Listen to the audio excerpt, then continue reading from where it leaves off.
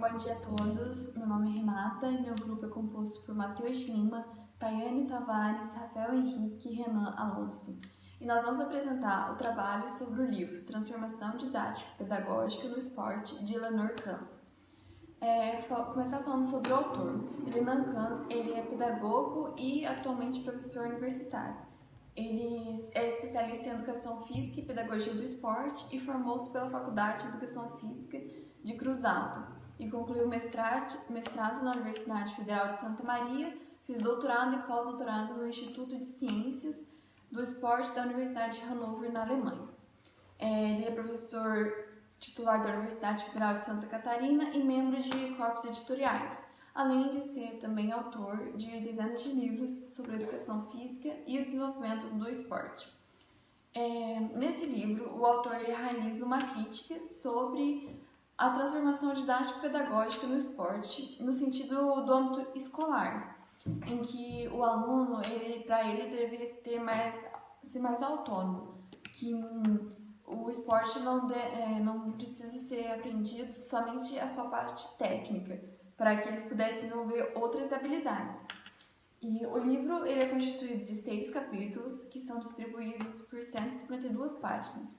A sua primeira edição publicada foi em 1994.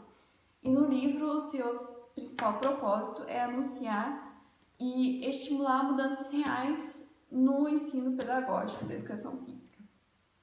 Na primeira parte do livro, ele começa falando sobre as críticas que a educação física sofria no Brasil na década de 80, em que a educação física era vista como hegemonia, principalmente vendo sobre os fundamentos do pensamento marxista, em que eles viam a educação física como uma forma de alienação e reificação dos homens. Por exemplo, como se quisessem deixar todos iguais, seguir a mesma linha de pensamento, para que no futuro eles tivessem hábitos a se submeter à classe de elite, soubessem obedecer à classe de elite. E a outra crítica que ele realiza é referente à aprendizagem, à precocidade que os alunos aprendiam sobre o esporte nas primeiras séries. E que, principalmente nessas primeiras séries, nunca se tinha uma pessoa capacitada para ensinar eles. E quando se tinha, esse professor de educação física era muito ligado ao esporte e mostrava o lado muito competitivo para os alunos, que isso não era o adequado.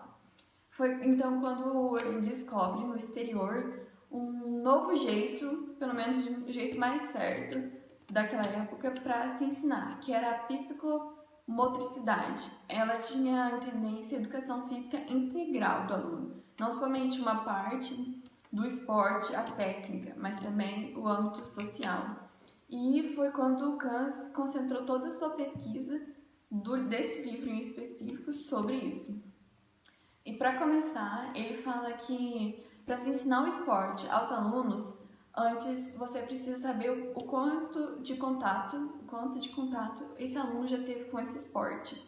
E também como a escola está preparada para esse esporte, se ela tem material, o local de espaço. Então, é uma análise de conjunto que ele fala sobre o esporte, que precisa ser feita entre o aluno e o professor, para que o aluno possa entender sobre o esporte que ele vai praticar e para que o professor ensine de uma forma que o aluno vai entender. E para que no futuro isso possa agregar na vida do aluno e não ser só uma prática de atividade, né?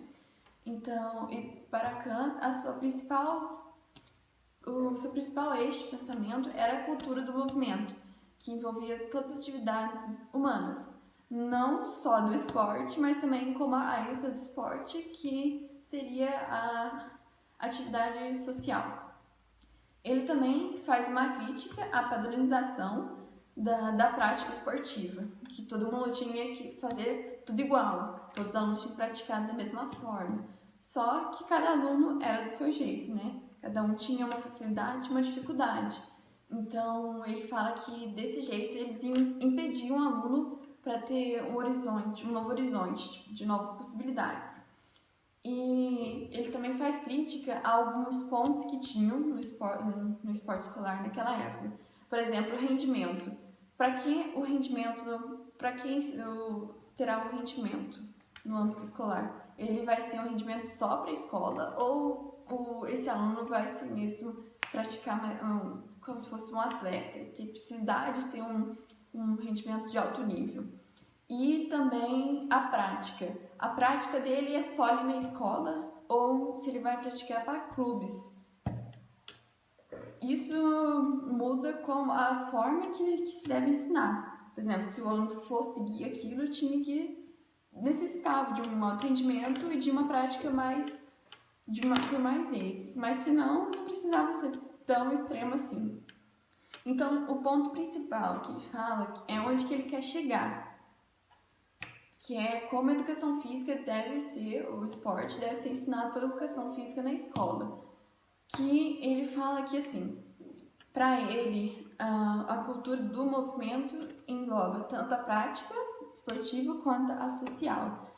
Então, além da ficha técnica, né, que o esporte traz, ele também achava naquela época que o professor deveria ensinar o lado cooperativo que o esporte promove também, para que o aluno soubesse, mesmo desde pequeno, interagir com os outros colegas da sala dele. E que mesmo que ele não fosse levar o esporte assim, para o futuro, pelo menos essas regras de convivência e cooperatividade que o esporte promove, ele pudesse apresentar isso como adulto numa sociedade futura, né?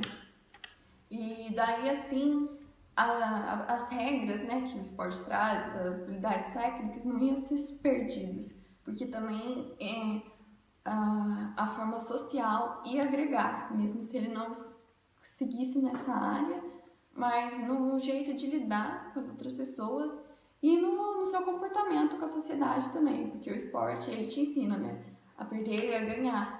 Então, ele queria que apresentasse essas características aos alunos, não só as habilidades técnicas de correr, pular, saltar e seguir a ficha técnica. Boa noite, eu me chamo Rafael e eu vim apresentar sobre o meu capítulo As Dimensões Inumanas do Esporte de Alto Rendimento, do livro Transformação Didática Pedagógica do Esporte.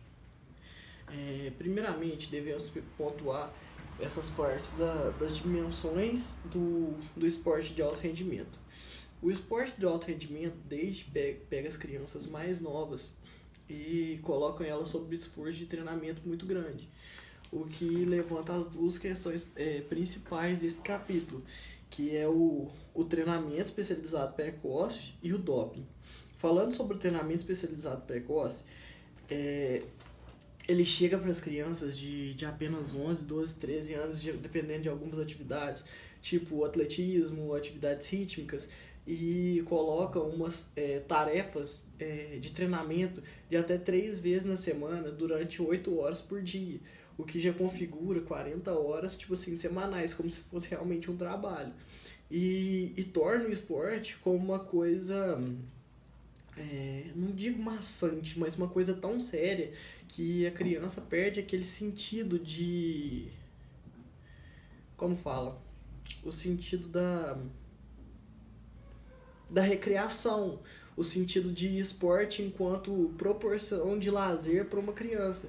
Então ela se sente indicada a ganhar, ganhar, ganhar. E nesse caso do alto rendimento, se ela não configura uma certa resposta ao seu clube, à sua pátria que espera um resultado dela, ela é retirada dali, o que já configura uma frustração e uma série de doenças psicológicas que já é colocado nesse capítulo. E qual é a responsabilidade da pedagogia com a iniciação desses jovens, crianças na prática do esporte de rendimento? A pedagogia tem que interferir nessa parte porque, querendo ou não, ela tem que nortear até onde aquilo ali é saudável. Peraí, deixa eu tirar minha gatinha daqui. Vai pra lá, Hannah. nortear até onde isso é saudável para saúde mental dessa criança, porque não adianta você colocar uma criança para participar de competições de alto rendimento e aquela criança mais tarde se tornar um adulto bitolado naquilo e não ter uma saúde mental. O que atrapalha esses esportes de alto rendimento para as crianças? Torna a formação escolar fica deficiente, a Vem cá, Rani. A unilateralização de um desenvolvimento, o que em vez da criança se desenvolver em vários âmbitos, ela fica por conta somente daquele esporte. A reduzida participação da criança em atividades, que ela não faz mais nada, ela fica só por conta daquele esporte, então gera...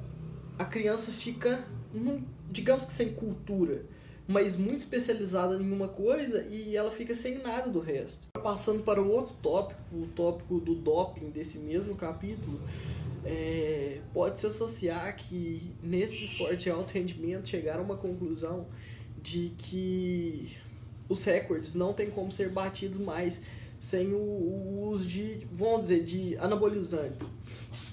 Então há um grande questionamento. O esporte tem que ser limpo para muitas pessoas, por causa que realmente o uso anabolizantes em excesso faz mal, mas para outros que chega no tópico desse capítulo, fala que é impossível hoje em dia se manter recordes sem o uso desses anabolizantes. Mas o que traz de reflexão nesse tópico, a que custo esses anabolizantes trazem para o atleta? Para mulheres acontece questão de virilidade, de ossificação em excesso em tempos errados, para homens ginecomastia, entre outros prejuízos que vai dando para as pessoas que fazem o uso dessas substâncias. Então fica essa dualidade. O prejuízo que esses anabolizantes te trazem, mas ao mesmo tempo o que já foi feito, que pessoas usaram os anabolizantes, no caso do ciclista que foi pego. Então o que acontece? Recordes já foram batidos e sem eles hoje em dia não dá mais para, tipo assim, você passar, é humanamente impossível, porque o rendimento, como eu estava dizendo no capítulo, de alguns esportistas, eles chegavam e viam, se o talento natural daquele esportista chegava a 70% do recorde, eles iam lá e iam fazendo um tratamento gradual e a longo prazo desse atleta para poder ter uma quebra de recorde. Então aquilo já foi fomentando, então de certa forma é muito prejudicial o uso de anabolizante. Mas é essa principal indagação. Se hoje em dia tudo que for pego não for permitido, não terá mais nenhuma quebra de recordes. Mas em contraponto, a saúde viria em primeiro lugar. Passando pro próximo capítulo, que é o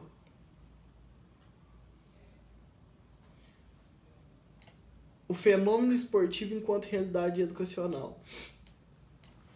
Trata da seguinte maneira: o que seria o esporte? É a principal indagação.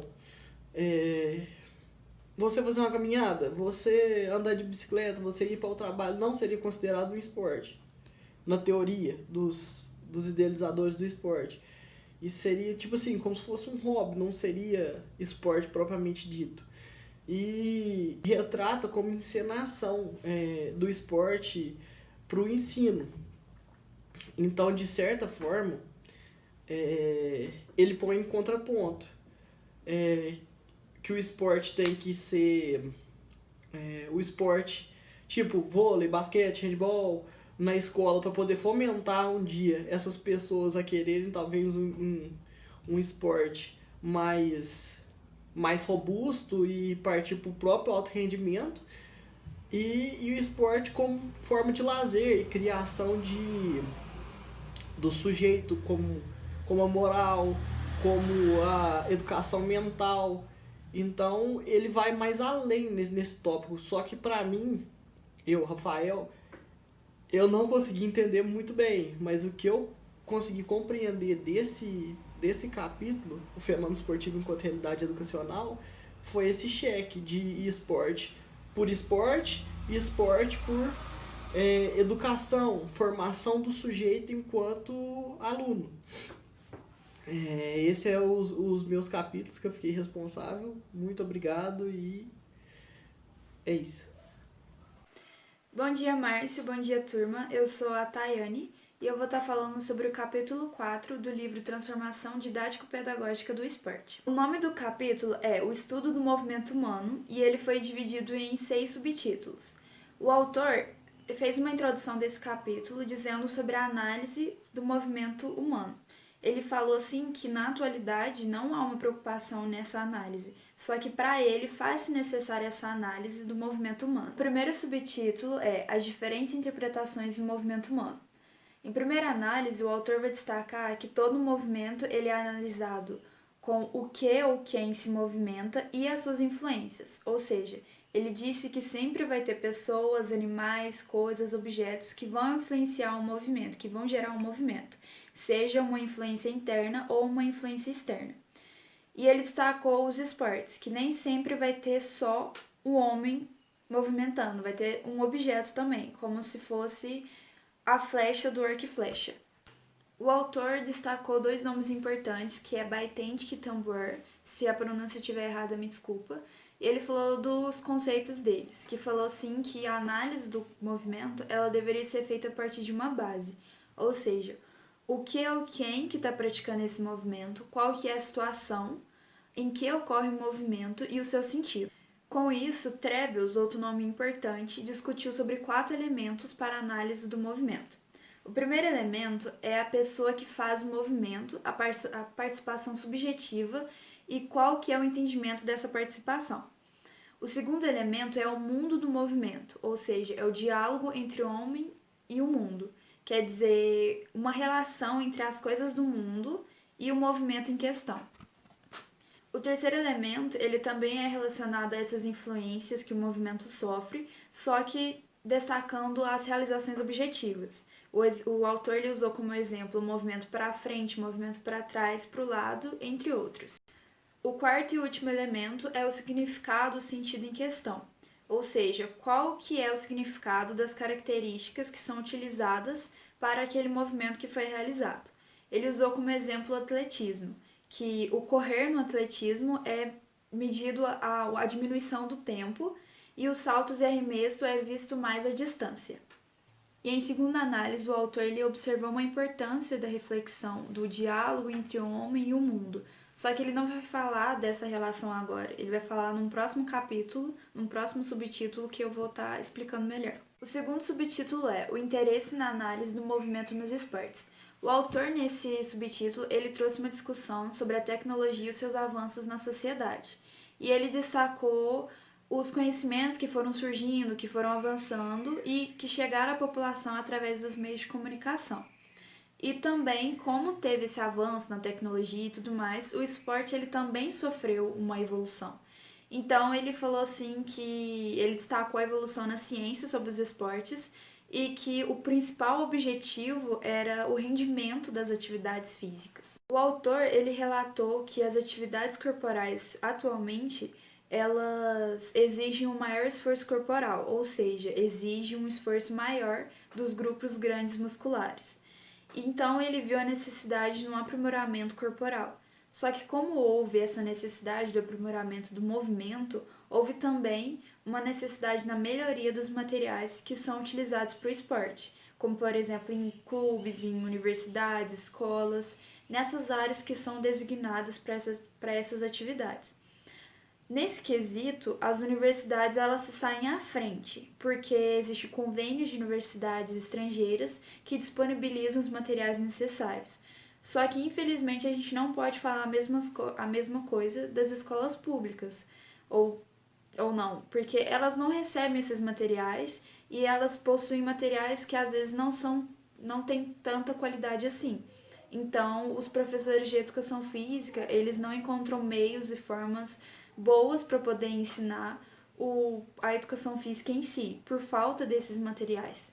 O autor também destacou uma relação entre o movimento, adolescentes e crianças, e disse que há uma característica de padronização desses esportes e desses materiais. Só que mesmo assim, mesmo tendo essa característica de padronização, ele fala que a análise do movimento corporal ela é fundamental para alcançar os seus objetivos e respeitar as regras que já são pré-determinadas pela atividade física. Só que essas regras elas podem ser disseminadas, sim, para poder, pedagogicamente falando, ensinar aqueles iniciantes ou então aprimorar aqueles que já sabem essa atividade física. O terceiro subtítulo é o interesse na análise do movimento na aprendizagem motora. Eleanor diz que a aprendizagem motora ela não vai visar somente o rendimento da atividade. Ela vai se interessar pelas formas de funcionalidade, as suas diversificadas operações motoras, principalmente por crianças e adolescentes. Ele destacou 2 níveis de conhecimento da aprendizagem motora. O primeiro nível é o interior de quem está se movimentando e, na perspectiva exterior, quais são os resultados que esse movimento vai nos dar. Em primeira análise, ele observou a perspectiva interna, ou seja, as características do indivíduo que está movimentando. Ele destacou o aprendizado das capacidades motoras, que são capacidade de reação, adaptação, condução, orientação e combinação.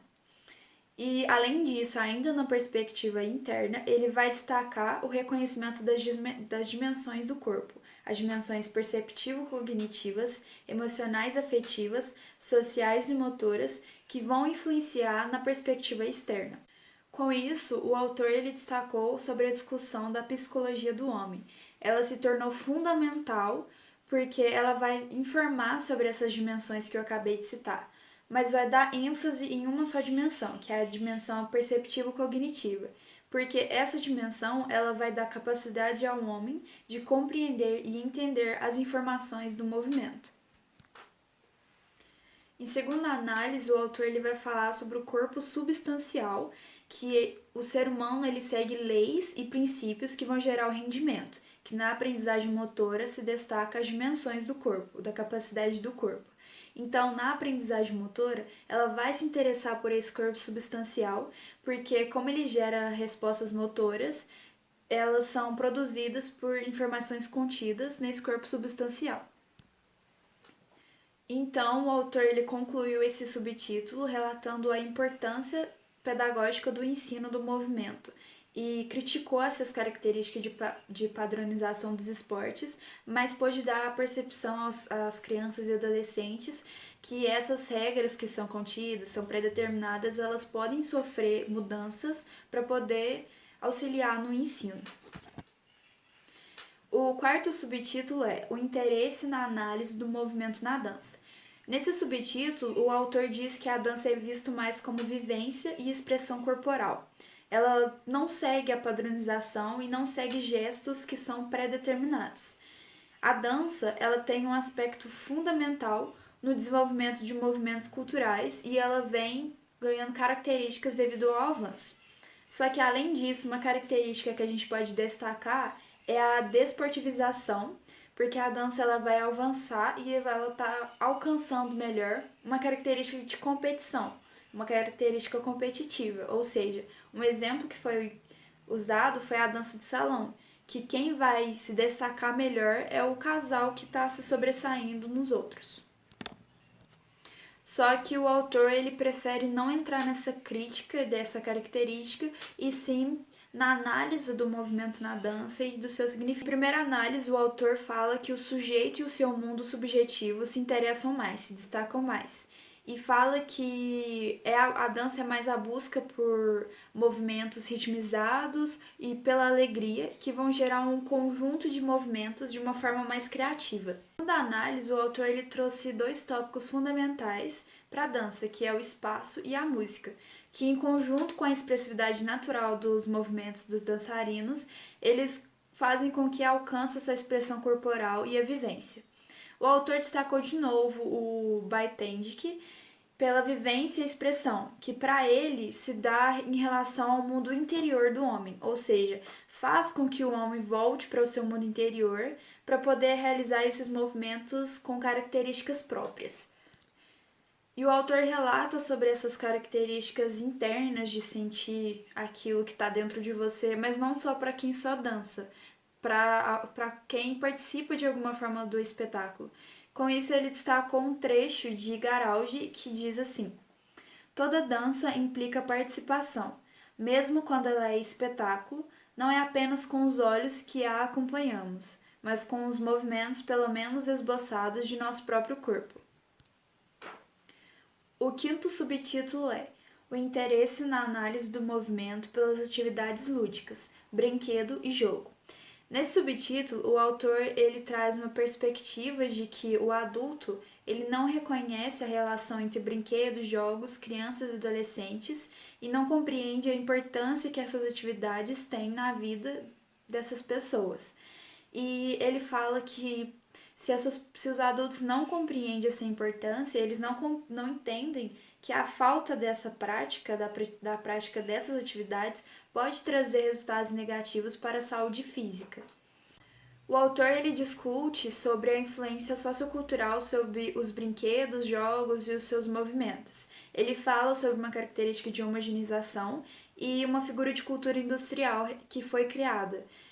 Por exemplo, a criação dos brinquedos, sofre uma influência de caracterização. Elas seguem as características de brinquedos de outras áreas do mundo. Por exemplo, Brasil, Estados Unidos, os brinquedos eles estão seguindo uma linha de característica. Eles são parecidos.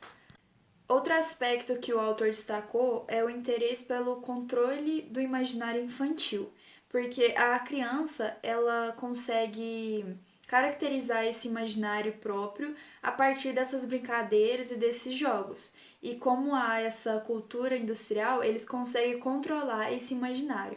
E como eles conseguem controlar facilmente esse imaginário, a percepção de realidade da criança ela também é afetada. Só que o autor ele fala que a criança ela tem a capacidade ainda de caracterizar a sua própria realidade através desses jogos, dessas brincadeiras e da forma de como elas interagem com as pessoas. Só que com o tempo essa caracterização ela está sendo perdida. As crianças não conseguem mais ter essa capacidade porque ela sofre influência dessa cultura industrial. Eleanor diz que esses jogos, essas brincadeiras, elas sempre foram utilizadas pelas sociedades antigas. Só que com o tempo, esses jogos, essas brincadeiras, eles foram sendo modificados. E ele deu um exemplo sobre a forma de como o adulto brinca. Ele realiza alguma brincadeira só se tiver sob efeito de alguma bebida alcoólica. Ele falou também sobre a caracterização de sexo em cima desses jogos e brincadeiras, ou seja, com essa cultura industrial, há brinquedos que são direcionados só para meninas e há brinquedos que são direcionados só para meninos. Na educação física, esses jogos e brincadeiras passou a ter um foco mais no rendimento de cada um e não tá passando melhor a importância desses jogos e dessas brincadeiras, ou seja, esquecendo que deve ensinar para as crianças e para os adolescentes qual que é o significado da brincadeira e do jogo na vida de cada um. O sexto e último subtítulo é o interesse pedagógico e educacional no movimento humano. O autor ele começou esse subtítulo dizendo as características que ele citou anteriormente, disse as diferenças nos objetivos de cada análise, tipo rendimento ou não, das análises que ele citou anteriormente, que é a análise do movimento nos esportes, na dança, na aprendizagem motora e nas atividades lúdicas. O autor demonstrou então os interesses diferentes nessas áreas que foram citadas e também se preocupou em demonstrar como que esses interesses recebem aspectos de ensino pedagógico e crítico. Em primeira análise, o autor ele vai relatar sobre um caráter científico no ensino, que tem característica de algo concretizado e objetivo. Por exemplo, o esporte. Só o treino já basta para você aprimorar os gestos daquela área. Só que ele fala que a educação física ela devia se interessar mais pelo mundo fenomenológico e crítico dos movimentos, porque esse mundo ele vai se interessar mais em estudar e se preocupar na compreensão do movimento de uma forma mais natural. Em segunda análise, ainda falando sobre esse mundo fenomenológico e crítico, enfim, a gente destaca aquele termo que foi usado anteriormente, que é o diálogo entre o homem e o mundo, porque todo movimento ele vai ter uma compreensão que vai sofrer influência externa do mundo, mas que não é somente nisso, não é somente uma influência externa que o movimento vai receber. Então o autor fala que há uma diferença entre movimento e se movimentar. Por fim, o autor ele vai destacar essa diferença de movimento e se movimentar no ensino pedagógico da educação física. Ele fala que o ensino da educação física ele tem que relatar sobre essa diferença. E é algo que não acontece muito. E fala que a compreensão de corpo e objeto não é algo que está sendo posto para as crianças e para os adolescentes, porque eles usam mais que criança e qual adolescente é mais motivado, quem se sobressai e quem não consegue fazer as coisas, e até mesmo na diferença das roupas que cada um usa e qual que é a sua qualidade. Com isso, o autor ele destaca que esse entendimento do se movimentar é algo fundamental para o ensino pedagógico da educação física e também as suas diversas formas de aprendizado, porque as crianças e adolescentes eles têm que saber buscar mais, se interessar mais pela compreensão de cada movimento. Bom dia, meu nome é Matheus e eu vou falar do capítulo 5 e um pouco do capítulo 6 também. O capítulo 5, que é os interesses da educação física no ensino do movimento, o autor considera que 4 concepções básicas que a educação física vem sendo trabalhada nas escolas. A primeira delas é a biológico-funcional, onde se prioriza o exercício físico, em que a função é o condicionamento físico dos alunos, através de atividades sistemáticas e metodológicas, em que o interesse dos profissionais é a transmissão da quantidade e da qualidade de exercícios físicos, de acordo com a idade e sexo, com o objetivo principal de promover a saúde. A segunda é a formativo-recreativa, com função de contribuir na formação da personalidade e de habilidades motoras dos alunos, onde o interesse dos profissionais é desenvolver atividades coletivas de movimentos e jogos, evitando competições e o treino, priorizando sempre o prazer e a espontaneidade. A terceira é a técnico-esportiva, contribui para o sistema esportivo, no sentido de descoberta de novos talentos no meio do esporte, onde o interesse dos profissionais é orientado para o alto rendimento esportivo.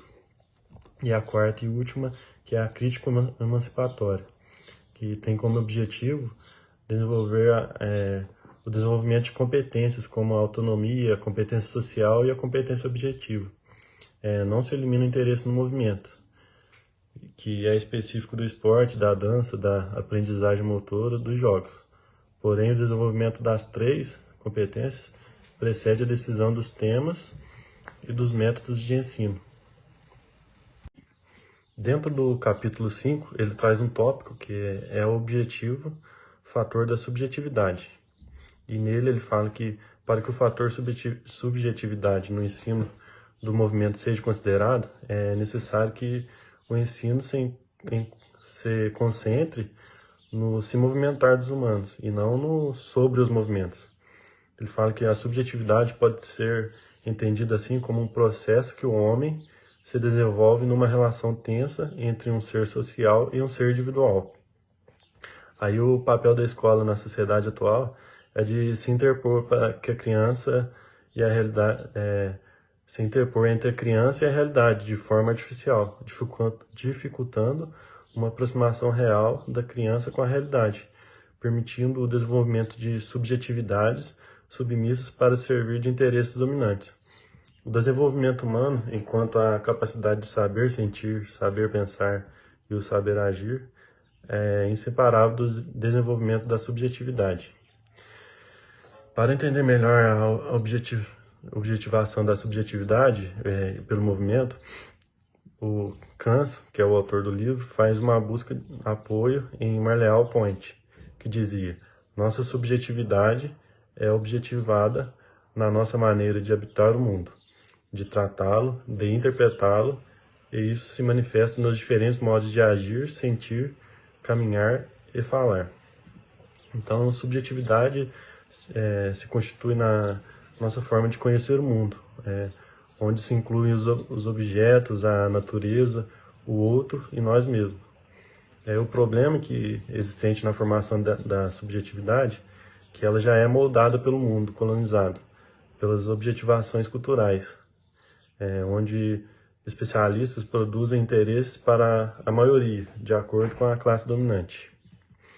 E neste tópico ele analisa o movimento humano em dois momentos, que é as significações subjetivas no se movimentar e as reificações da subjetividade por movimentos estereotipados.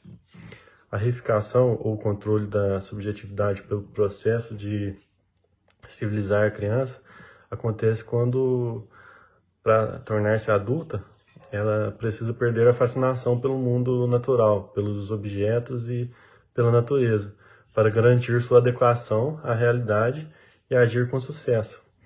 Assim, a própria realidade passa a ser subjetivada pelos processos de objetivação, em uma instrumentalizada e mecânica.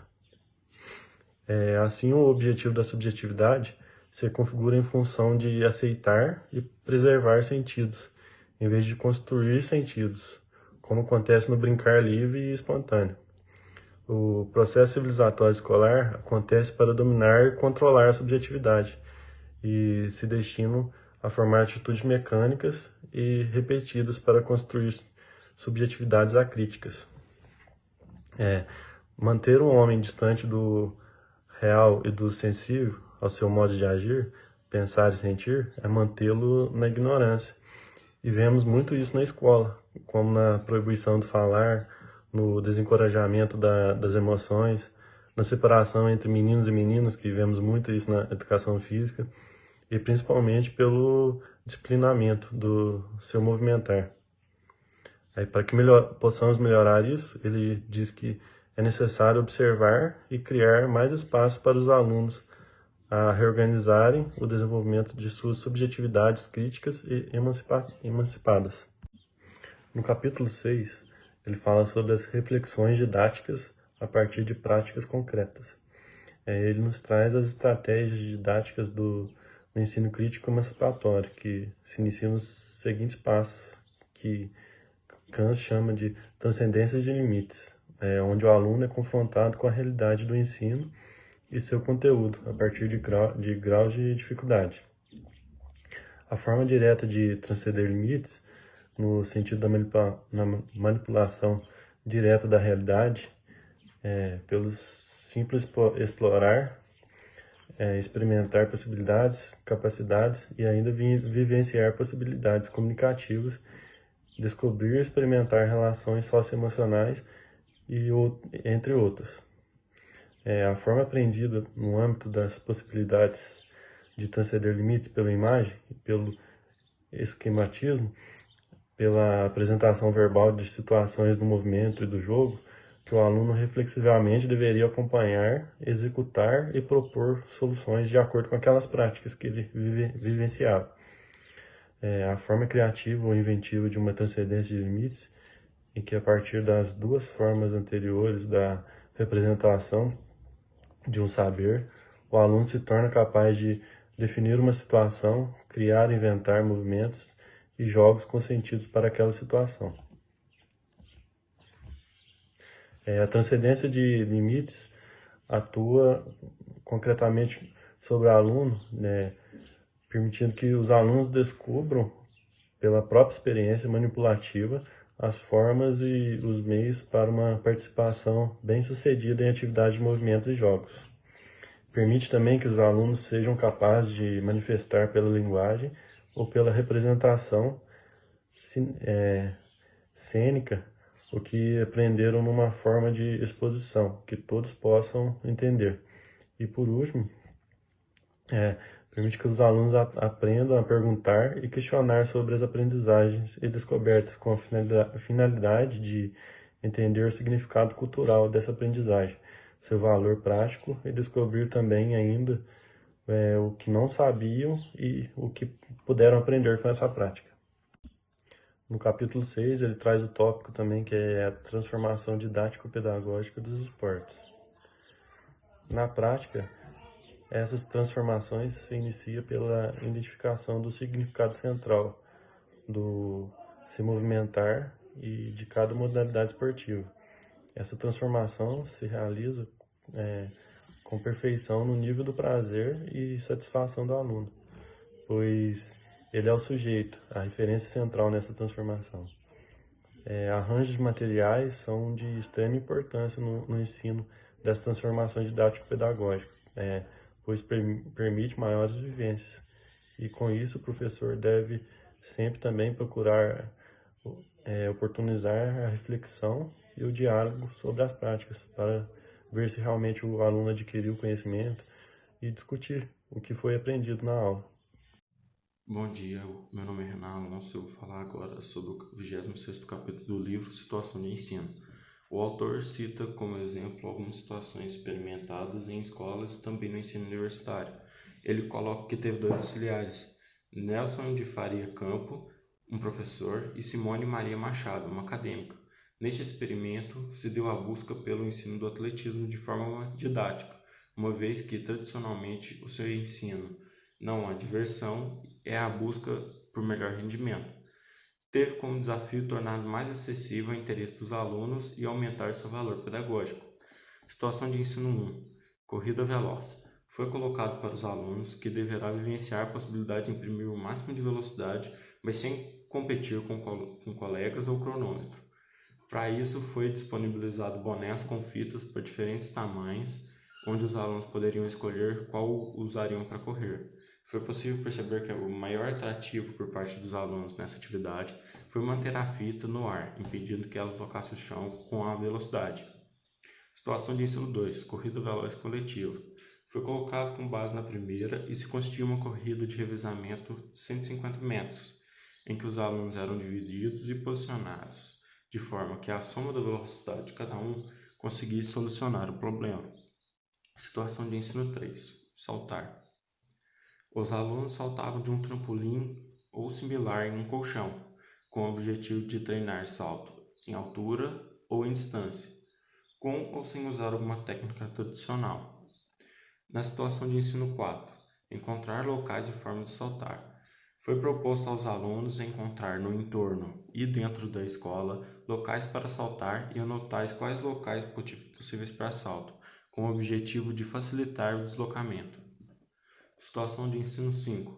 Lançar bolas, pelotas, arcos ou dardos simples.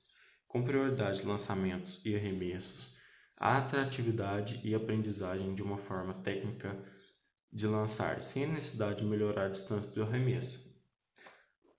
Situação de ensino 6. Lançar/arremessar. Argolas e dardos simples com fitas diferentes em diversos alvos.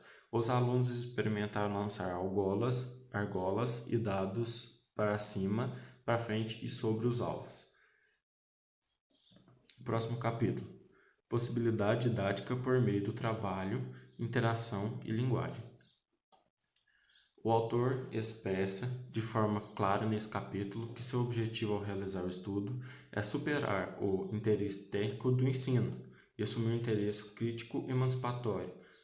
E para isso, o autor coloca que é necessário que a disciplina torne-se um verdadeiro campo de estudo, dizendo: os alunos visitam a escola para estudar e não para se divertir, embora o estudo possa ser algo divertido. O autor cita também a competência do agir, que é dividida em 3 partes no livro. A competência objetiva ou prática trabalha o controle racional e planejamento operativo de suas ações, que no esporte tem como significado melhoria das habilidades práticas, podendo aumentar seu espaço de atuação e habilidades como autodeterminação e codeterminação. Competência social. Se por meio da tematização das relações e interações sociais, O autor diz que essa tematização deve ser problematizadora para que os alunos possam aprender a diferenciar interesses individuais de interesses coletivos. Competência comunicativa deve ser desenvolvido pela fala, por meio de expressar sobre fatos, coisas e fenômenos. Capítulo 28. Curso de salto, primeiras semanas. Primeiro dia, apresentação do curso e do programa para discussão e definição e reconhecimento das formas de saltar. Segundo dia, analisar e mapear os locais que possibilitam a prática de saltos na escola. Terceiro dia, prática de diferentes tipos de salto, identificando no contexto escolar e analisar as relações desses saltos com atividades do mundo vivido e, respectivamente, mundo de movimento e jogos de cada um. Segunda semana, dia 1. Leitura de um texto elaborado pelo professor sobre saltos. Os saltos como a expressão de alegria. Segundo dia, os saltos nos esportes em geral, identificação e prática. Terceiro dia, apresentação de trabalhos de colagem sobre saltos e suas respectivas análises. Na terceira semana é colocado, no primeiro dia, a ensinação de um salto em altura. Primeira fase, ensinação de um estilo. Segunda fase, ensinação alcançar a altura, utilizando meios auxiliares como o mini trampolim. No segundo dia, ensinação de um salto em distância e sobre obstáculo, trabalho 2 a 2 com protocolos de observação e execução. Terceiro dia, ensinação de uma atividade coletiva de saltos, exemplos resolver problemas da quebra mundial do salto em distância, quebra do recorde mundial do salto em distância. E como último capítulo, concluindo minha utopia concreta, ele aponta nesse capítulo que a educação física brasileira tem avançado muito na introdução das teorias das ciências humanas e sociais. Também coloco que esse livro não é um modelo metodológico isolado, mas sim como uma proposta para o desenvolvimento pedagógico na área. Faz citação sobre a criação de um programa mínimo para conteúdos e métodos usados pelos professores. Claro que com cita a flexibilidade devido à falta de material, que algumas escolas não possuem verba para ter esses materiais de qualidade. E também defende a ideia que a sua utopia trabalha em cima das propostas de Paulo Freire, Savani e Gadotti, entre outros. Eu não sei se a pronúncia dos nomes se dá assim mesmo. Vocês me desculpem caso esteja errado. Que os mesmos também defendem a ideia de uma formação voltada para a cidadania do jovem e não para torná-lo um mero instrumento técnico destinado ao trabalho. Então o autor pontua o porquê que ele fez a obra e que ele quer mudar a visão do ensino antes que as indústrias usem a escola para tornar o ser humano, o jovem que está ali convivendo nesse âmbito, um mero instrumento destinado ao trabalho. Atendendo ao interesse crítico emancipatório do ensino, é colocado que, tirando as necessidades básicas como a fome, as outras necessidades são adquiridas como comunicação dentro da cultura no qual o indivíduo está inserido, e que a forma de libertação da coerção autoimposta, da opressão e submissão alienadora se dá por meio do ensino escolar. O autor diz que, enquanto trabalha, pode-se distinguir 2 momentos da participação dos alunos.